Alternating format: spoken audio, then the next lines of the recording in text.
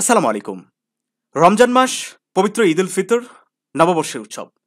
সবকিছু ছাপিয়েই অনার্স তৃতীয় বর্ষ পরীক্ষার্থীদের মাথায় শুধুই 23শে এপ্রিল। কারণ 23শে এপ্রিল থেকে শুরু হচ্ছে অনার্স তৃতীয় বর্ষের ফাইনাল পরীক্ষা। সময় একদমই কম। এই কম সময়ে পরীক্ষার জন্য ভালো একটা প্রস্তুতি নেওয়ার জন্য দরকার ভালো একটা শর্ট সাজেশন। তুমি যদি বড় সাজেশন ফলো করতে চাও তাহলে কোনোভাবেই সিলেবাস কমপ্লিট করতে পারবে না। সেক্ষেত্রে বন্ধুরা, আর এবারের রুটিনটা যেভাবে সাজানো হয়েছে তাতে করে পরীক্ষার মাঝে যে খুব বেশি একটা ছুটি আছে তা নয়। এজন্য তোমাদেরকে রিকমেন্ড আমি শুরু থেকেই করছি যে একটা ভালো শর্ট সাজেশন প্রপারলি ফলো করো, যাতে করে তুমি সিলেবাসটা কমপ্লিট করতে পারো এবং খুব সহজে পরীক্ষার জন্য ভালো একটা প্রস্তুতি নিতে পারো। তোমরা অনেকেই ইতিমধ্যে জানোবিডির শর্ট সাজেশনগুলো সংগ্রহ করে ফেলেছো। যারা সংগ্রহ করনি তাদের উদ্দেশ্যে বলতে চাই, আমাদের সাজেশন যদি তুমি ভালো করে প্রপারলি কমপ্লিট করতে পারো এবং কমপ্লিট করা সম্ভব যতটুকু সময় আছে, খুব ইজিলি তুমি কমপ্লিট করতে পারবা। অ্যাটলিস্ট আমাদের সাজেশন থেকে 70 to 90% প্রশ্ন কমন পাবে, এইটুকু আমরা তোমাদেরকে অ্যাসিউরিটি দিতে পারি। সেক্ষেত্রে বন্ধুরা, তোমরা জানো যেহেতু জাতীয় বিশ্ববিদ্যালয়ের অধীনে তোমরা বেশ কয়েকটি পরীক্ষা দিয়েছো, তোমরা জানো বোর্ড কোশ্চিন থেকে কি বললাম, বোর্ড প্রশ্ন থেকে মোটামুটি 60 to 100% অনেক সময় প্রশ্ন কমন হয়।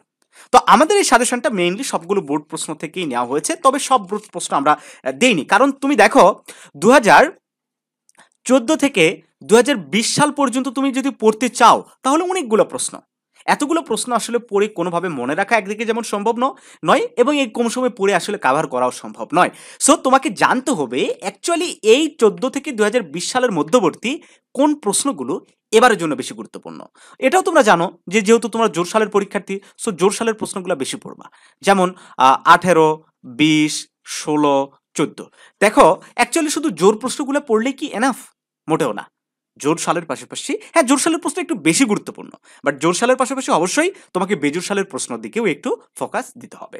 এই জন্য দেখো আমাদের সাজেশনটা, আমরা ম্যানেজমেন্ট ডিপার্টমেন্টের সাজেশনটা তোমাদেরকে দেখাই, তাহলে একটা দেখলে সবগুলোর সম্বন্ধে তোমরা একটু ধারণা পেয়ে যাবে। যেমন এই প্রশ্নটা দেখো, একবারে অধ্যায় ভিত্তিক, আমাদের সাজেশনটা কিন্তু একদম অধ্যায় ভিত্তিক, এবং প্রত্যেকটা অধ্যায়ের পার্ট আলাদা, part A, part B, part C, কোথায় কতটুকু প্রয়োজন ঠিক ততটুকু দেওয়া আছে। যেমন এই দ্বিতীয় অধ্যায়ের এই প্রশ্নটা দেখো, হোয়াট ইজ কনভার্সন কস্ট।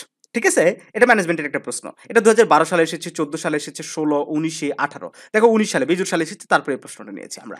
তারপরে দেখো এই প্রশ্নটা 17 সালে এসেছে, তারপর আমাদের টিচাররা দিয়েছে। কেন? কারণ এই প্রশ্নটা এবারের পরীক্ষার জন্য সবচেয়ে বেশি গুরুত্বপূর্ণ, এবং এই প্রশ্নটা যে দেখতে পাচ্ছ, হোয়াট ইজ কনভার্সন কস্ট, এটা 100% এবার পরীক্ষার প্রশ্ন এসে গেছে। তোমরা মিলিয়ে নিও আমার কথাটা। ঠিক আছে, এইভাবে শুধু ম্যানেজমেন্ট নয়, ম্যানেজমেন্ট বলো, বাংলা বলো, রাষ্ট্রবিজ্ঞান বলো, সবগুলো ডিপার্টমেন্টের শর্ট সাজেশন কিন্তু আমরা রেডি করেছি। শুধুমাত্র আমাদের তৈরি করা নাই তোমার হচ্ছে ফিজিক্স এবং ম্যাথ, এই দুটো ডিপার্টমেন্ট বাদে সবগুলো ডিপার্টমেন্টের সাজেশন রেডি করা আছে। তোমরা কিন্তু এই সাজেশনগুলো সংগ্রহ করে নিতে পারো। ভিডিও ডিসক্রিপশন বক্সে আমাদের সাথে যোগাযোগ করার বিস্তারিত দেওয়া আছে, সেখান থেকে আমাদের সাথে যোগাযোগ করে এই সাজেশনগুলো সংগ্রহ করে নিতে পারো। সবাই ভালো থাকো, তোমাদের জন্য অনেক অনেক দোয়া এবং শুভকামনা রইল।